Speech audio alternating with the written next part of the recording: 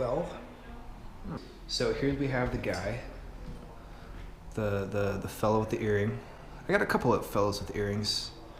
That's a fellet, I suppose. That's another fellet, I suppose. And this fella does not have earrings, and that's a fellet. But we have figures with earrings. We're just gonna do a little bit of work on them. And then we'll try to do something on paper. And then we might do a block or two. Really, I think he's almost done. We just need to do one more thing. Right, and so now this is a voiceover. And we're voiceovering what we're doing on this drawing, which is basically blocking out the framing device that we put in the back. It's basically just this block of black that the figure is standing in front of. I just needed to put in more darks into there so that we could bring out that yellow earring and whatnot. I might put in some green later on. That actually doesn't sound like a bad idea. Maybe I'll put in some green later on. But yeah, that's basically what we did for that entire section. I think that's it for now. I don't really see anything else that we need to add for the moment. I think I might decide that whether he's finished or not in the future. Yeah, that's what I'm gonna do.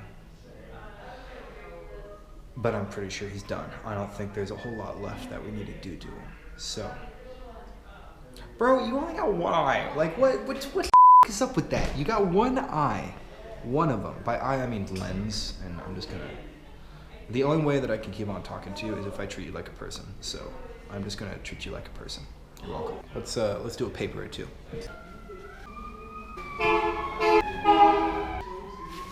Like, first what we need is paper. This paper that I'm working with here, it's called a Fuxi F-U-X-I paper. I'm gonna call it Fuxi paper. I don't know how it's pronounced. It's just your regular run-of-the-mill sketchbook paper. It comes in an abundance of many sheets, and I enjoy using it because it takes to the paint pretty well. I don't really care about any moisture leaking through the back, and other artists will get all wishy-washy about paper that is acid-free or whatever, that takes to oil paint really well, or whatever medium they're working with. I kind of don't give a as long as the paper feels right with what you're doing in the moment. I think that's okay. You know, you're enjoying making what you're making in the moment, and that's kind of what it's all about. I did one of these a while back, and I thoroughly enjoyed it. I think I might want to do something similar. I know that there are probably some names that'll come up in one's undergrad education that would ring a bell when looking at that thing. Also, there might not be, but you know, you never know. We'll just see what happens. I enjoy cropping my paintings on paper so that they resemble somewhat of a Polaroid. And if you don't know what I mean by that, I mean that when I tape the bottom end, when I tape that end, I want the space between the edge of the tape and the edge of the paper to be the longest on the bottom end than on the sides.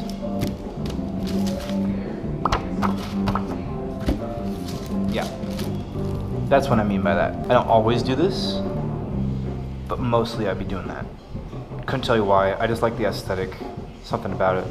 Okay, let's keep going. Okay, so what I did here was I took a combination of obscure colors out there. I took some Mari's Violet, some Van Dyke Brown, some Vermilion, Titanium White, and a little bit of Naples Yellow. The Mari's Violet and the Vermilion didn't really do a whole lot. Van Dyke Brown tends to swallow up everything in its path if you use a decent amount of it. A little goes a long way with that one.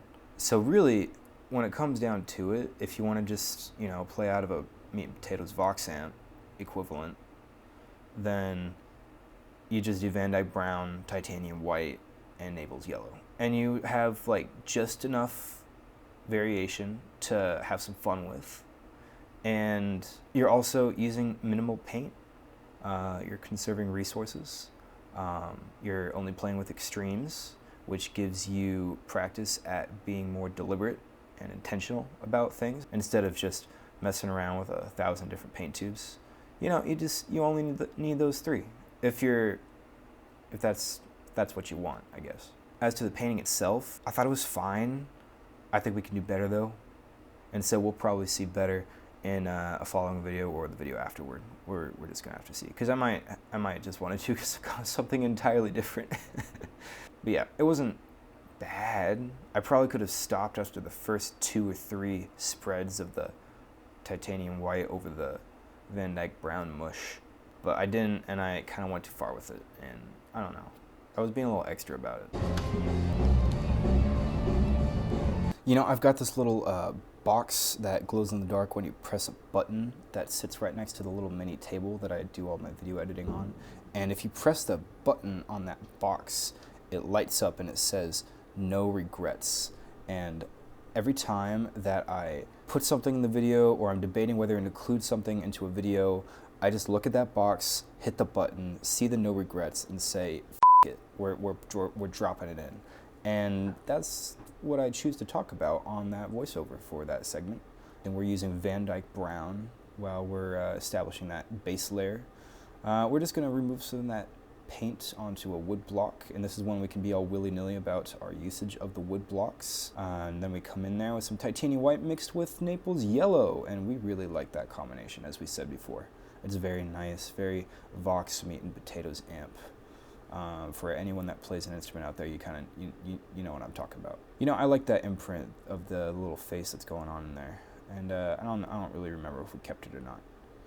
But now we're just using the blocks to remove more and more paint, and we'll probably go in there. I think what we did is we went in there to redo the layer. We didn't exactly like how we did it the first time, but for now we're just stamping on the paper. Ooh, that's nice. I really enjoy that gritty texture of the Naples yellow and the titanium white over that wood block. I enjoy that. No, it's cool. To me, it just looks almost topographical. Yeah, I don't know. It's just great visuals and good texture. We're a sucker for some good texture, and that's what's going on there. Now we're coming around here with that ceramic tool. It is used, as you might have guessed, for ceramics, but we are notorious for not using things in the way they intended when it comes to art supplies and materials. And see, you know, there it is. We're starting over because we thought we got a better idea, so let's do it a different way. And so we started over. We're just gonna let me describe that in that day's video footage. The past me is going to describe the painting for future me, and I have confused myself, so I'm just going to let him explain it. What do we think? I think it's better than the other temp. I think it kind of looks like a Pokemon. I don't exactly mind that. I think we're gonna keep him as it is. We'll stick him in a frame. If we don't like him in the frame, he doesn't deserve the frame, I guess.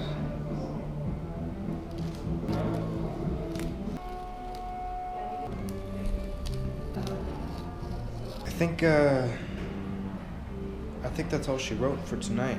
Have a good night. Be safe out there. Stay warm if you're in the area.